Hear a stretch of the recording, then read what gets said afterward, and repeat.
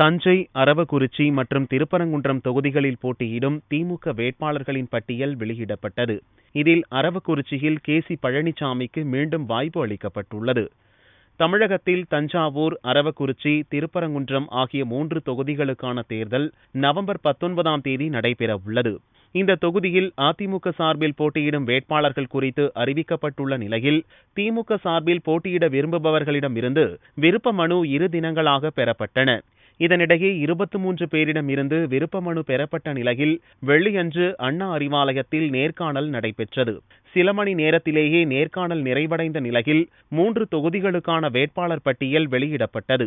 இதில் அரவக்குறிச்சியில் கே.சி. பழனிசாமியும், தஞ்சாவூர் தொகுதியில் அஞ்சுகம் பூபதியும், திருப்பரங்குன்றத்தில் சரவணன் என்பவரும் போட்டியிடுகின்றனர். தலைவருக்கும் தளபதிக்கும் மிக்க நன்றி. வேட்பாளர் நிறுத்தப்பட்டுகிறோம். நிச்சயமாக வெற்றி பெற்று வருவோம்.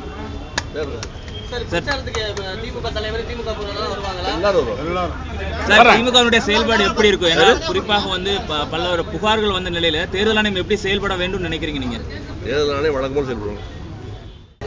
கடந்த பொது தேர்தல் தஞ்சாவூர் தொகுதியில் 2016ஆம் ஆண்டு மே மாதம் நடந்த தஞ்சாவூர் பொது தேர்தலில் நான் வேட்பாளராக போட்டியிட்டேன். தேர்தல் நிறுத்தி வைக்கப்பட்டு இன்று மீண்டும் இடைத்தேர்தல் சந்திக்க உள்ளோம். 6 மாத காலமாக தமிழக மக்கள் அனைவருமே திராவிட முன்னேற்ற கழகம் ஆட்சி பொறுப்பில் இருந்திருந்தால் எங்களுடைய குறைகள் எல்லாம் களைக்கப்பட்டிருக்கும் என்ற ஒரு எதிர்பார்ப்பில் இருந்தார்கள். அந்த வாய்ப்பு தஞ்சை பகுதி மக்களுக்கு கிடைத்துள்ளது. ஆளும் கட்சியாக இல்லாவிட்டாலும் எதிர்க்கட்சியாக எங்களுடைய திராவிட முன்னேற்ற கழகம்தான் எல்லா பிரச்சனைகளுக்கும் குரல் கொடுத்து வருகின்றார்கள். ஆகவே அதையே முன்னிறுத்தி தஞ்சை பகுதியில் இருந்து திராவிட முன்னேற்ற கழகம் வெற்றி வாய்ப்பை பெற்றால்தான் உங்களுடைய குறைகள் எல்லாம் களைக்கப்படும் என்பதை முன்னிறுத்தி நாங்கள் பிரச்சாரம் செய்ய உள்ளோம்.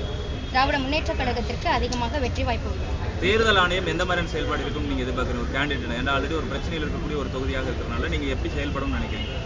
கடந்த முறை பணப்பட்டுவாடா ஒரு சம்பவத்தினால் எங்களுடைய தேர்தல் ஒத்திவைக்கப்பட்டது. இந்த முறை தேர்தல் ஆணையம் மிக சரியாக இருந்து இந்த எந்த பிரச்சனையும் இல்லாமல் எங்களுடைய தேர்தலை நியாயமான முறையில் நாங்கள் நடத்த உள்ளோம். அதற்கு அவர்கள் ஒத்துழைப்பு தர வேண்டும் என்று நாங்கள் எதிர்பார்க்கிறோம். இருக்கீங்க, திமுக வாய்ப்பு கொடுத்திருக்காங்க. ஒரு குறைந்த வயதுல நீங்க இந்த மாதிரி உங்களுக்கு ஒரு வாய்ப்பு கொடுத்திருக்க நீங்க எப்படி பாக்குறீங்க? பெண்ணாக, ஒரு மருத்துவராக எங்களுடைய தலைமைக்கு நான் ஒரு நன்றியை தெரிவித்துக் கொள்கின்றேன்.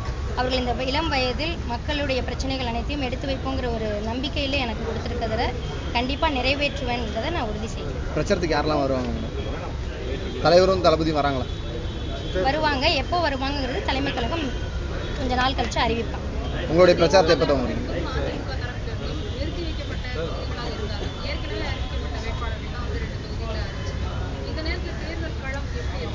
காம்படிஷன் எப்படி இருக்கும் உங்க 2 பேருக்கு? பணப்பட்டுவாடா சம்பவத்தால் தேர்தல் ஒத்திவைக்கப்பட்டு சொன்னாலும் தேர்தல் ஆணையம் அவர்களை தகுதி நீக்கம் செய்யும் வாய்ப்பு இல்லை. மீண்டும் அவர்களே போட்டியிடலாம்னு சொல்லிட்டுறாங்க. ஆகவே நாங்கள் எங்கள் பேரில் எந்த ஒரு தவறான இதுவும் குற்றச்சாட்டு இல்லாத நிலையில் நாங்கள் மீண்டும் அதே வேகத்துடன் பிரச்சாரம் செய்ய உள்ளோம். Thank you madam.